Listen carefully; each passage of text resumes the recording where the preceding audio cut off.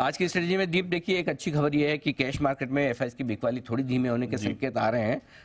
अब आप सोचेंगे थोड़ी धीमे होने का क्यों बोल रहे हैं, वो भी मैं बताता हूँ। क्योंकि वायदा कारोबार में एफआईएस की अच्छी खरीदारी कैसे, कल 1632, पहले यही लाइन पे मैं थोड़ा एफआईएस के डेटा आपको दिखा दूं, डेटा ले आइए। 1632 करोड़ की कैश में बिकवाली की और सामने स्टॉक फ्यूचर्स खरीदे 4550 करोड़ के।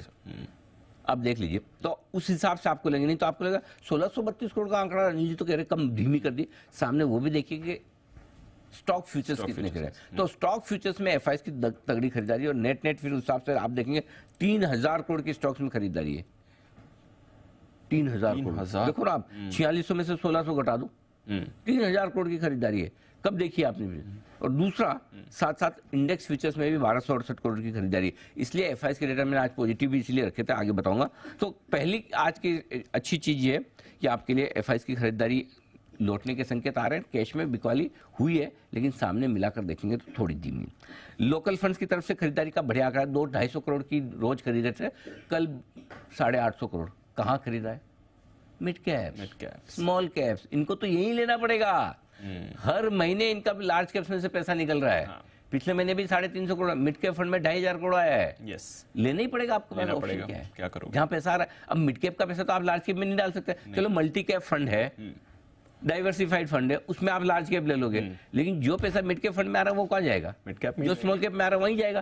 तो ये 850 करोड़ की खरीदारी का जो आंकड़ा कल का दिख रहा है लोकल फंड का, ये दीप इसलिए आया है कि भाई साहब अच्छा है, 15-15, 20-20% गिर गए 2 दिन में। जो अच्छे मिड कैप ले लो, पैसा तो पड़ा ही, लेना तो था ही। यही 20% ऊपर डील भर के ले रहे थे। करेक्ट, तो ले लो। इसलिए कल लोकल फंड्स का भी खरीदारी का अच्छा आंकड़ा है, वो मिड स्मॉल कैप में खरीदारी हुई है।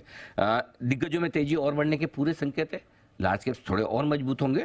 और एक और चीज मैं बताऊं कि अगर मैं मिड कैप और स्मॉल कैप पसंद कर रहा हूं या उनकी तेजी की मैं बात करता हूं, इसका मतलब मैं लार्ज कैप का विरोधी हूं। एग्जैक्टली, लार्ज कैप तो मुझे भी चाहिए। निफ्टी बढ़े तो कॉन्फिडेंस बहुत बढ़ता है।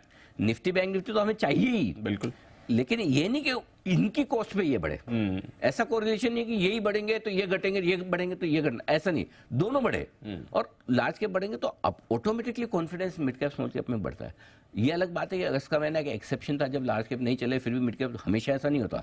मिड कैप स्मॉल कैप चलने के लिए आपको लार्ज कैप्स तो चाहिए, बड़े शेयर तो चलने ही चाहिए। तो बड़े शेयरों में तेजी और बढ़ेगी और बढ़नी चाहिए, और बढ़ेगी तो पूरे ब्रॉडर मार्केट में काम आएगी। निफ्टी पर अब मजबूत सपोर्ट 19,825, 19,950 गोट के पी लीजिए। अब ये आसानी से टूटने वाला है नहीं। जब तक ये ना टूटे तब तक आपको कोई टेंशन लेनी ही नहीं है। तेजी के बारे में सोच के ही बैठना है।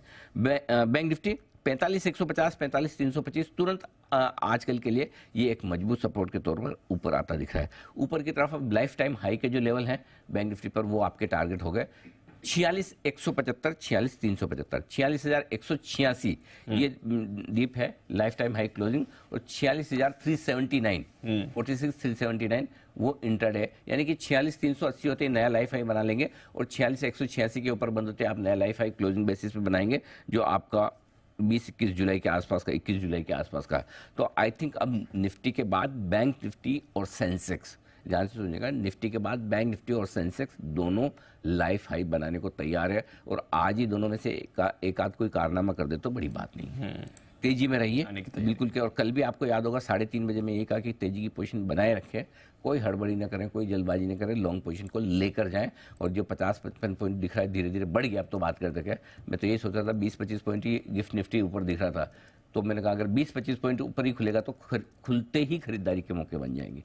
तो हाँ, आज नया लाइफ हाई बनाकर 20,200 की तरफ जाने की कोशिश निफ्टी करेगा। और बैंक निफ्टी भी एक बार 46,000 को पार करके निकल गया तो 46,200, 46,400 के रेंज में पहुंचने की कोशिश करेगा। ये आज के लिए आपकी पूरी की पूरी कमेंट्री। Got it sir.